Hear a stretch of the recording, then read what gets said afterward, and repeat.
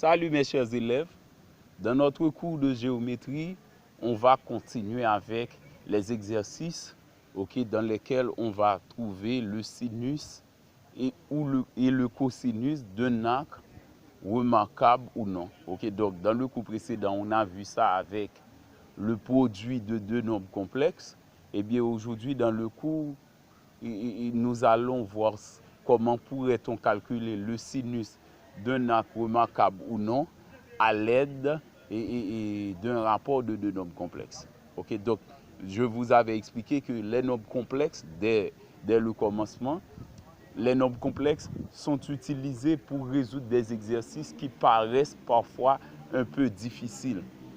Donc, si pour calculer, par exemple, sin pi sur 5, pi sur 5 n'est pas un arc remarquable. Sin pi sur 5 ou sin pi sur 12 par exemple, pi sur 12 n'est pas un arc remarquable. Vous pourriez être dans l'embarras de trouver sin pi sur 12 ou cos pi sur 12. Eh bien, les nombres complexes résolvent ce type de problème. Donc c'est pourquoi on utilise les nombres complexes depuis dans l'Antiquité, dans les mathématiques. Voici l'exercice du cours d'aujourd'hui. On donne les nombres complexes suivants. Z1 est égal à racine carrée de 2 facteur de 1 plus 10 racine carrée de 3. Et Z2 est égal à 2 racine carrée de 6 facteur de 1 plus 6. Dans cet exercice, on demande de déterminer la forme algébrique de grand Z qui est égal à Z1 sur Z2. On a deux nombres complexes Z1, Z2. Maintenant, il y a un nouveau nombre complexe, grand Z, qui est égal au rapport respectif de Z1 par Z2. Maintenant, dans la deuxième partie, la partie B, on demande de déterminer la forme trigonométrique de ce nombre complexe Z. Maintenant, dans la partie C, on demande d'en déduire cos pi sur 12 et sin pi sur 12. Donc c'est comme dans l'exercice précédent. Dans l'exercice précédent, donc c'est l'exercice du cours précédent, on a vu Z1 par Z2, mais dans le cours d'aujourd'hui, on va voir Z1 sur Z2. Il est vrai que Z1 et Z2 ne sont pas identiques, dans les deux cas. Donc dans le premier cours, Z1 qu'on avait n'est pas Z1 qu'on a à présent. De même pour Z2. C'est pourquoi on va quand même prendre le soin d'effectuer des calculs, mais ce sont presque les mêmes démarches. D'une part, on va avoir la forme trigonométrique, d'autre part, la forme algébrique. Et bien ainsi va-t-on pouvoir déduire une valeur du sinus et du cosinus de l'angle pi sur 12. Donc je réclame vos attentions. Si vous n'êtes pas encore abonné à mon channel YouTube, je vous prie de bien vouloir le faire. C'est Jimmy Dieveil, votre enseignant de maths, compétent et expérimenté. Maintenant, nous travaillons avec l'exercice, nous dressons les données.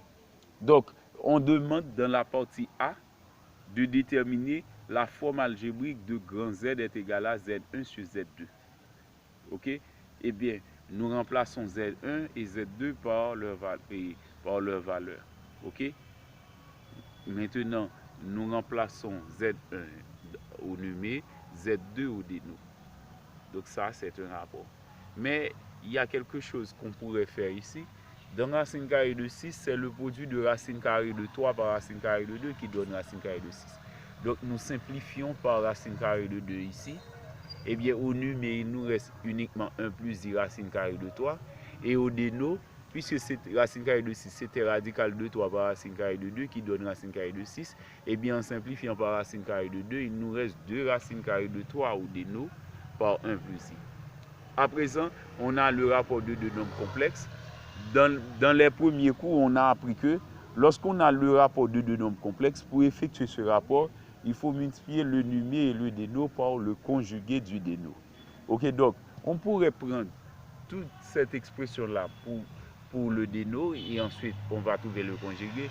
Mais, puisque l'objectif, c'est de trouver le rapport, donc on pourrait donner le conjugué uniquement de 1 plus i. Le conjugué de 1 plus i, c'est 1 moins i.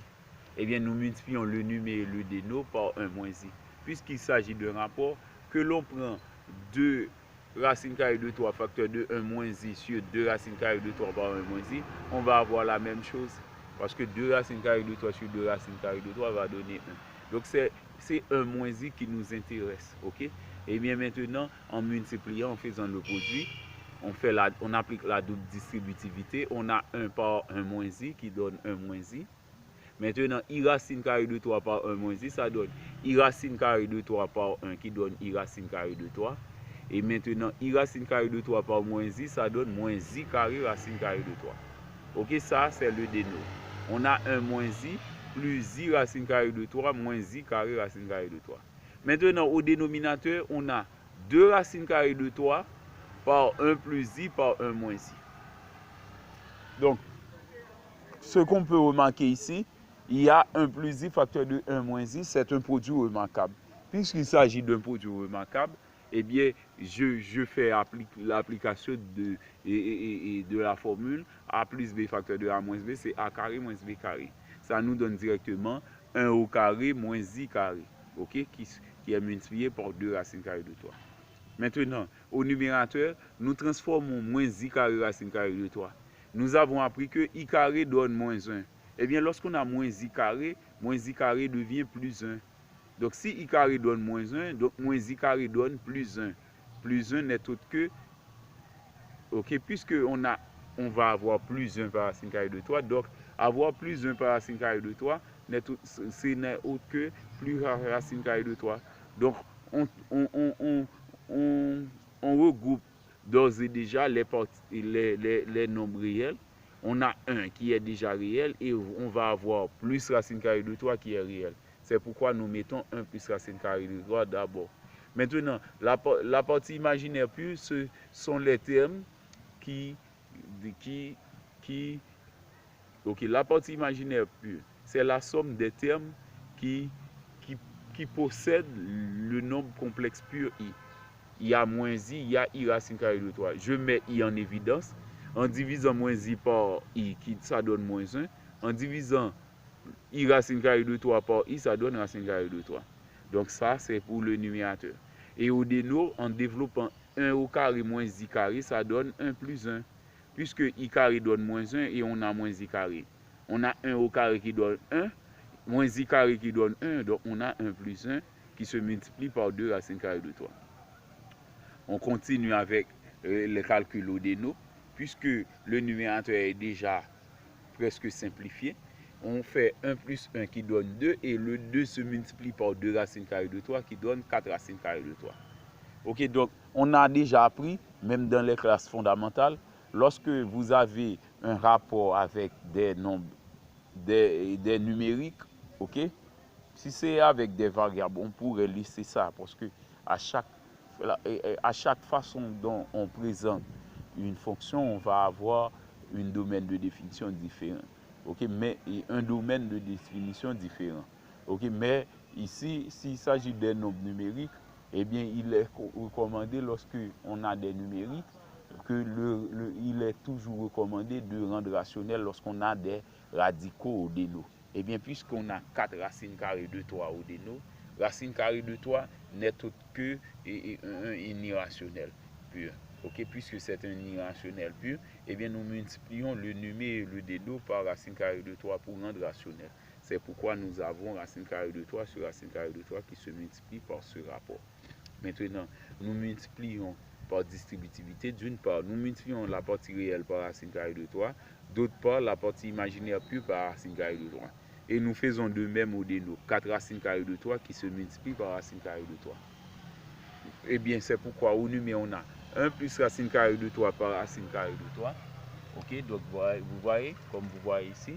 Et ici, on a moins 1 plus racine carrée de 3 qui se multiplie par racine carrée de 3. Autre que i. Eh bien, c'est pourquoi on écrit i racine carrée de 3 qui se multiplie par moins 1 plus racine carrée de 3. Maintenant, au déno, il y a racine carrée de 3 par racine carrée de 3, ça donne 3. Eh bien, au déno, puisqu'il y avait 4, ok, autre que les radicaux, il y a 4, racine carrée de 3 par racine carrée de 3 qui donne 3, eh bien, on a 4 par 3 au déno. On rend plus simple. On chasse les parenthèses dans les parties réelles et imaginaires pures respectivement. Racine carrée de 3 par 1, ça donne racine carrée de 3. Racine carrée de 3 par racine carrée de 3 qui donne 3. I racine carrée de 3, on laisse I et on fait entrer racine carrée de 3 par distributivité. On a racine carrée de 3 par moins 1 qui donne moins racine carrée de 3. Racine carrée de 3 par racine carrée de 3 qui donne 3. Sur 4 par 3 qui donne 12. Maintenant, nous écrivons ça sous une autre forme. Nous écrivons plus simplement, au lieu de racine carrée de 3 plus 3, nous mettons 3 plus racine carrée de 3. Au lieu de moins racine carrée de 3 plus 3, nous mettons 3 moins racine carrée de 3. Mais c'est encore la même chose. Mais puisque l'objectif c'était de trouver la forme algébrique de grand Z, eh bien, pour trouver la forme algébrique de nombre complexe, c'est le mettre sous la forme A plus BI. Ok? C'est mettre ce nombre complexe sous la forme A plus BI. Eh bien, puisqu'on a déjà la forme A plus BI au numérateur, c'est le déno qui nous l'empêche. Ok? C'est le déno qui nous empêche de trouver cette forme algébrique. Eh bien, nous divisons la partie réelle par le déno et ensuite la partie imaginaire pure par le déno pour trouver la forme algébrique. Donc, Z donne 3 plus racine carrée de 3 sur 12. Et ensuite, 3 moins racine carrée de 3 sur 12. Ok? I. Ok? C'est 3 plus racine carrée de 3 sur 12 plus 3 moins racine carrée de 3 sur 12. Ok? Donc, ça, c'est la forme algébrique de Z. Donc, vous voyez que l'exercice possède beaucoup de démarches. Ok? Donc, c'est ça les maths. À mesure qu'on s'avance dans le programme, on va trouver des exercices tantôt faciles, tantôt rigides. Mais ce sont les notions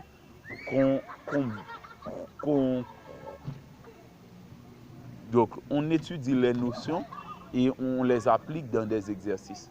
Ok? Donc, à présent, on arrive dans les parties qui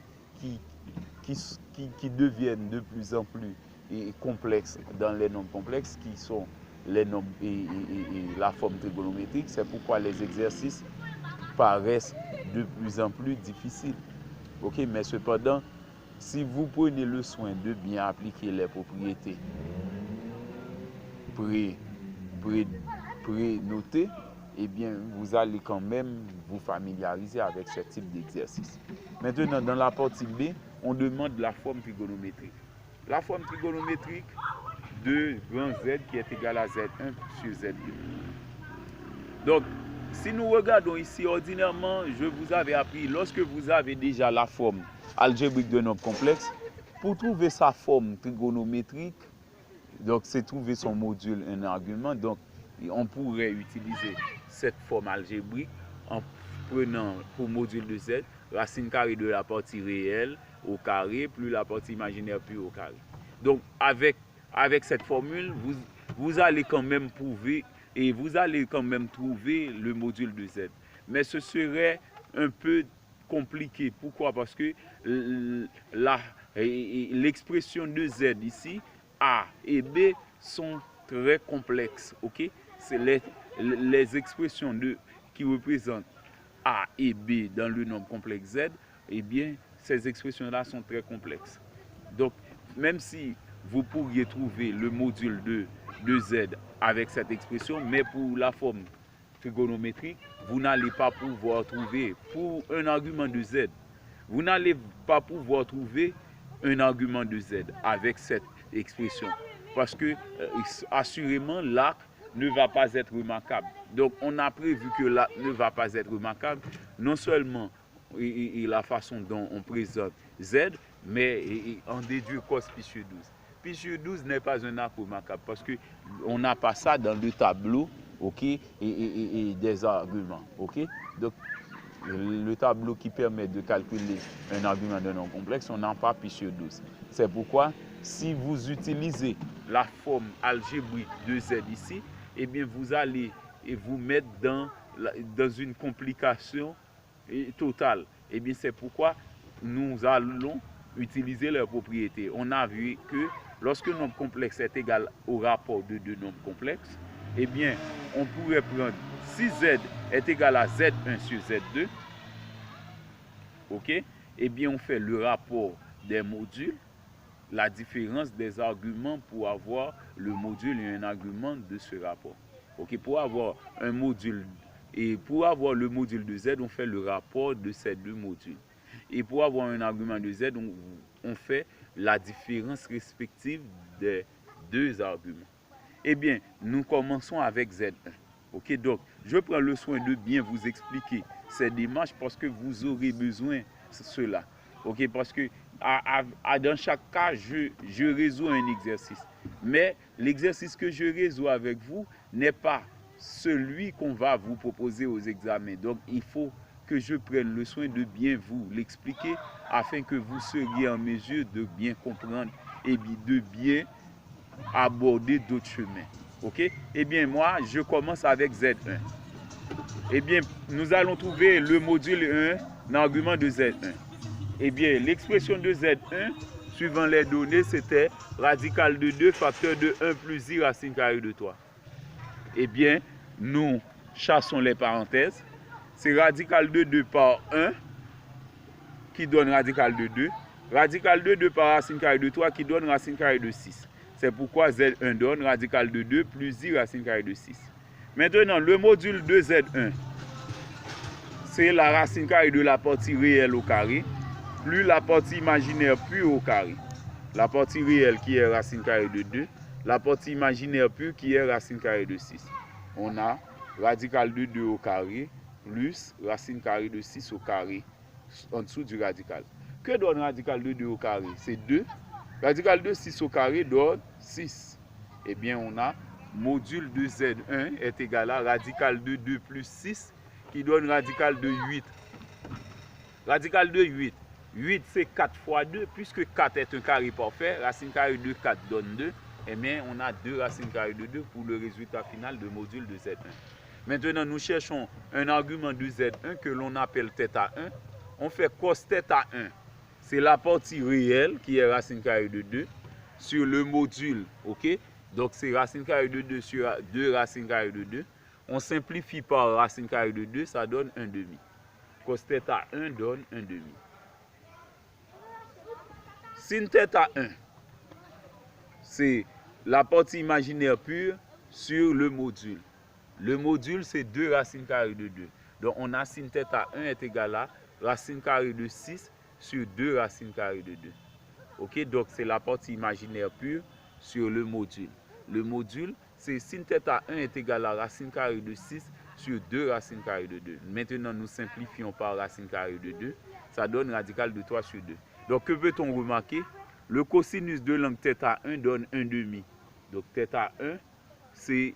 Et sin θ1 donne radical de 3 sur 2. Puisque les deux nombres, les deux résultats sont strictement positifs, eh bien, la règle nous permet de prendre et d'identifier un argument pour l'une des lignes, ok, et l'une des équations. Eh bien, suivant le tableau, quel arc cap dont le cosinus donne θ1? Et quel arc cap dont le cosinus donne 1 demi? Suivant le tableau, c'est pi sur 3.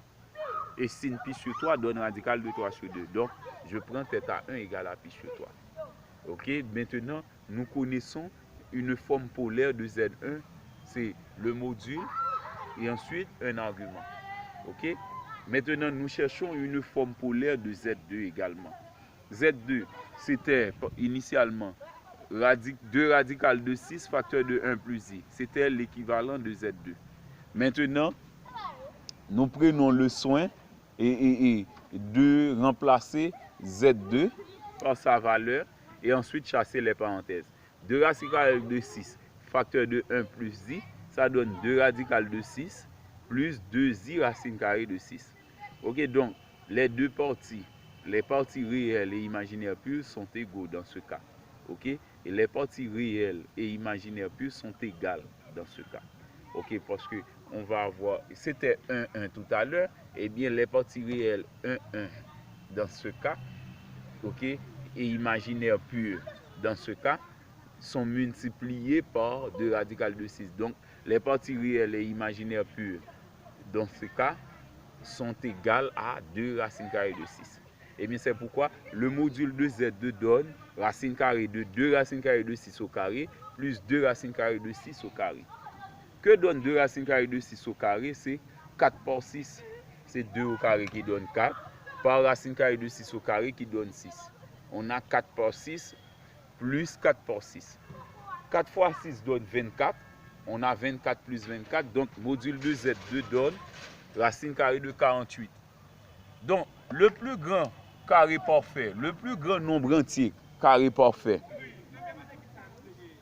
ok, qu'on pourrait avoir dans 48, pour multiplier, qui peut être multiplié par un autre nombre entier, c'est 16. Ok? Le plus grand nombre entier donc, qu'on pourrait avoir comme carré parfait, qui va pouvoir multiplier par un autre nombre entier, dans 48, c'est 16. Et la racine carrée de 16, c'est 4. C'est pourquoi la racine carrée de 48 donne 4 racines carrées de 3. Un argument de Z2, c'est θ2, qui est égal à la partie réelle, qui est 2 racines carrées de 6, sur le module qui est 4 racines carrées de 3. Maintenant, nous prenons soin de simplifier.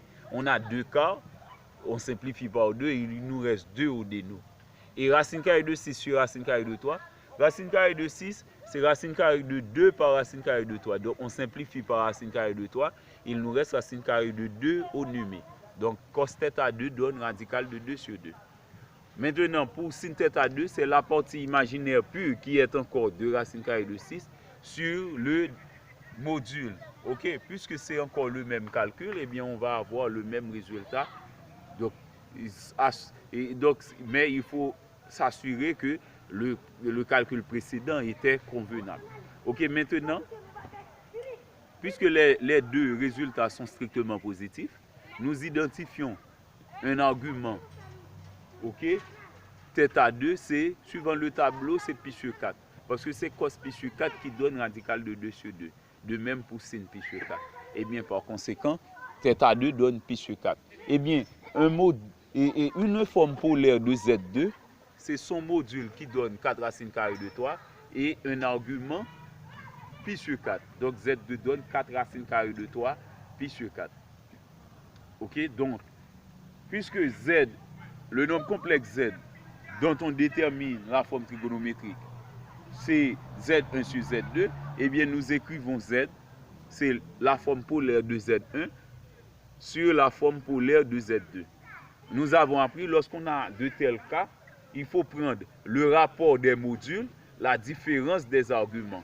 Eh bien nous faisons le rapport des modules, c'est 2 racines carrées de 2 sur 4 racines carrées de 3, le rapport des modules respectivement. La différence des arguments, nous faisons pi sur 3 moins pi sur 4 pour la différence des arguments. Maintenant, nous simplifions. 2 sur 4, ça donne 2 au déno. Ok, 2 quarts, il nous reste 2 au déno. On a radical de 2 sur 2 racines carrées de 3 pour module. Maintenant, pour la différence des arguments, pi sur 3 moins pi sur 4, on fait le déno commun qui donne 12. 12 divisé par 3, 4. 4 par pi, 4 pi. 12 divisé par 4, 3. On a moins 3 pi. On a Z égale à radical de 2 sur 2 racines carrées de 3, 4 pi moins 3 pi sur 12.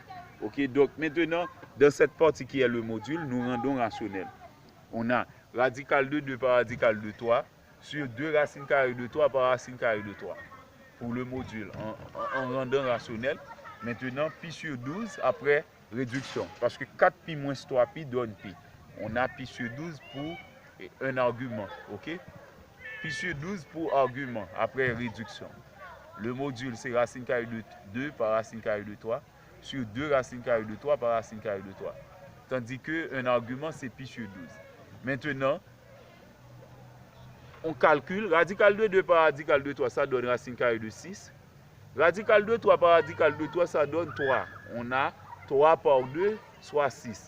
Donc, la forme polaire de grand Z, c'est radical de 6 sur 6, pi sur 12. Mais ce n'était pas la forme polaire qu'on a demandé de déterminer, c'était la forme trigonométrique. Eh bien, on pourrait en déduire ainsi la forme trigonométrique, c'est Z égale à radical de 6 sur 6 qui est le module, facteur de cos, le premier cos θ, où θ représente pi sur 12, plus I sin θ, c'est-à-dire plus I sin pi sur 12.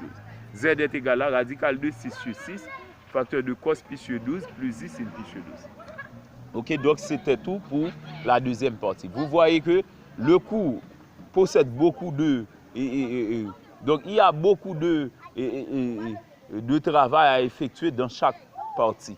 Mais ce sont les mêmes calculs, c'est seulement, suivant l'expression du nombre complexe, il y a beaucoup plus de rigidité. On pourrait vous donner un rapport qui est beaucoup plus facile que le produit que nous avons effectué dans le cours précédent.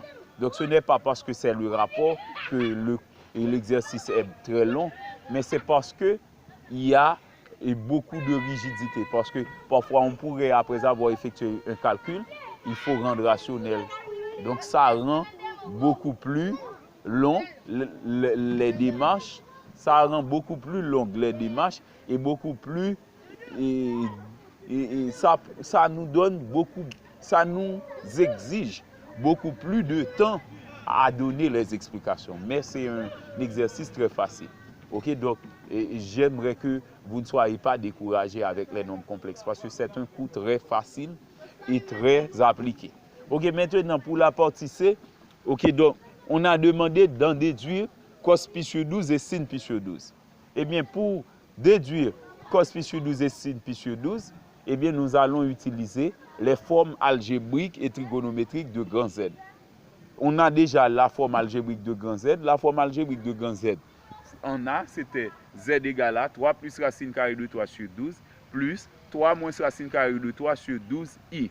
Ok, voici la forme algébrique de grand Z. D'autre part, dans la forme trigonométrique, on a Z égale à racine carrée de 6 sur 6, facteur de cos pi sur 12 plus i sin pi sur 12. Maintenant, nous chassons les parenthèses. Z est égal à racine carrée de 6 sur 6 cos pi sur 12 plus racine carrée de 6 sur 6 i sin pi sur 12. Eh bien, par analogie, qu'est-ce qu'on pourrait faire par analogie? Nous comparons Z ici, que nous avons d'une part, avec le Z que nous avons d'autre part. Eh bien, on a l'égalité de deux nombres complexes. Puisque Z égale à Z, eh bien, lorsqu'on a deux nombres complexes égaux, eh bien, ces deux nombres complexes-là ont nécessairement la même partie réelle et la même partie imaginaire pure. La partie réelle ici, c'est racine carrée de 6 sur 6 cos pi sur 12. Tandis que la partie réelle ici, c'est 3 plus racine carrée de 3 sur 12. C'est pourquoi on égale ces deux valeurs. La partie imaginaire pure ici, on laisse i, c'est racine carrée de 6 sur 6 sin pi sur 12. Racine carrée de 6 sur 6 sin pi sur 12 qui est égal à 3 moins racine carrée de 3 sur 12. Ok? Ok, qui est la partie imaginaire pure ici. On égale ces deux valeurs. Ok, maintenant, arrivé ici, on a égalité. Donc, puisque 6 est diviseur de 12, ou encore 12 est multiple de 6, donc, si on divise 12 par 6, on va avoir 2. Eh bien, on simplifie par 6. Eh bien, c'est pourquoi l'on a racine carrée de 6 cos pi sur 12 est égal à 3 plus racine carrée de 3 sur 2, après avoir simplifié par 6 ici, c'est 2 fois 6 qui donne 12, eh bien il nous reste sur 2. Ok, on fait de même dans la deuxième ligne, eh bien ça donne 3 moins racine carrée de 3 sur 2. Maintenant, on tire cos pi sur 12 et sin pi sur 12 respectivement. Cos pi sur 12 donne 3 plus racine carrée de 3 sur 2 qui se divise par racine carrée de 6. On a appris, pour diviser une fraction par un réel, c'est multiplier le dénot de la fraction par ce réel. Donc, diviser 3 plus racine carrée de 3 sur 2 par racine carrée de 6, ça donne 3 plus racine carrée de 3 sur 2 racine carrée de 6. Diviser 3 moins racine carrée de 3 sur 2 par racine carrée de 6, c'est donner 3 moins racine carrée de 3 sur 2 racine carrée de 6. Eh bien, donc, on pourrait dire d'ores et déjà qu'on a déjà calculé cos pi sur 12 et sin pi sur 12. Ce qui nous empêche à dire cela catégoriquement, c'est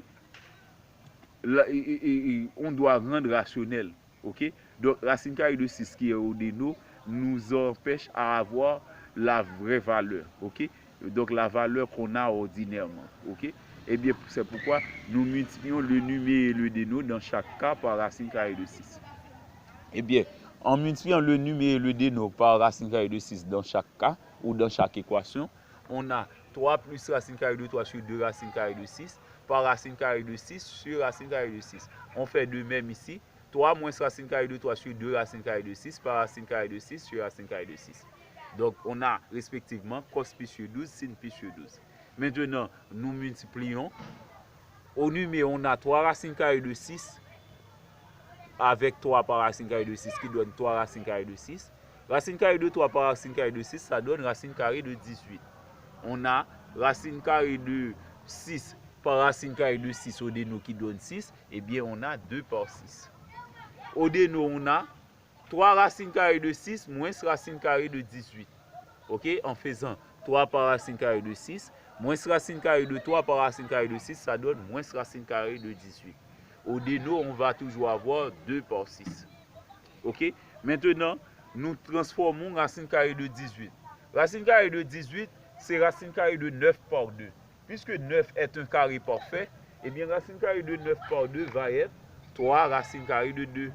Eh bien, on transforme racine carrée de 18 en 3 racines carrées de 2 dans les deux cas. C'est pourquoi on a ici cos pi sur 12 est égal à 3 racines carrées de 6 plus 3 racines carrées de 2 à la place de racine carrée de 18 sur 12 à la place de 2 par 6. Dans l'autre cas, sin pi sur 12, c'est 3 racines carrées de 6 moins 3 racines carrées de 2 sur 12. Nous mettons 3 en évidence au numéro et dans les deux cas. Ok? Dans cos pi sur 12 et sin pi sur 12. Au numéro, on a 3 facteurs de racine carrée de 6 plus racine carrée de 2 sur 12. Et on simplifie par 3. Ça donne racine carrée de 6 plus racine carrée de 2 sur 4. On fait de même dans sin pi sur 12. C'est 3 facteurs de racine carrée de 6 moins racine carrée de 2 sur 12. On simplifie par 3. Ça donne racine carrée de 6 moins racine carrée de 2 sur 4. Et bien c'est pourquoi l'on a cos pi sur 12 égale à radical de 6 plus racine carrée de 2 sur 4. Et sin pi sur 12, racine carrée de 6 moins racine carrée de 2 sur 4. Donc, c'était tout pour aujourd'hui. J'attends vos questions, vos suggestions également, vos supports économiques. Ok, donc c'est ainsi que je vais pouvoir œuvrer beaucoup plus dans le domaine. C'était Jimmy Deveil, votre enseignant de mathématiques bien aimé, compétent et expérimenté. Merci et à la prochaine.